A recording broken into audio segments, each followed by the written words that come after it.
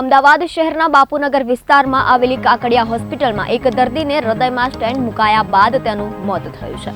મૃતક દર્દીના પરિવારજનોએ ડોક્ટરની બેદરકારીથી મોત થયો હોવાનો આરોપ લગાવીને હોબાળો કર્યો હતો, સાથે મૃતદેહનો પણ અસ્વીકાર કર્યો છે।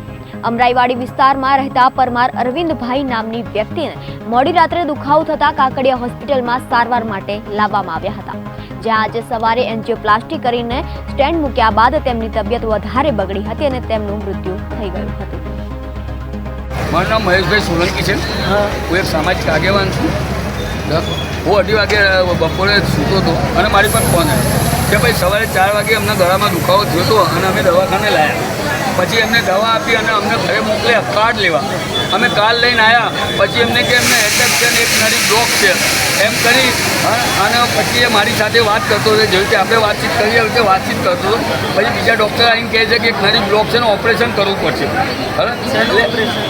એક નળી બ્લોક છે એટલે કે એટેક આવ્યો છે અને એક નળી બ્લોક છે એનું ઓપરેશન કરવું પડશે। પછી ઓપરેશન થિયેટરમાં ગયા, પછી હજુ સુધી બહાર આવ્યા।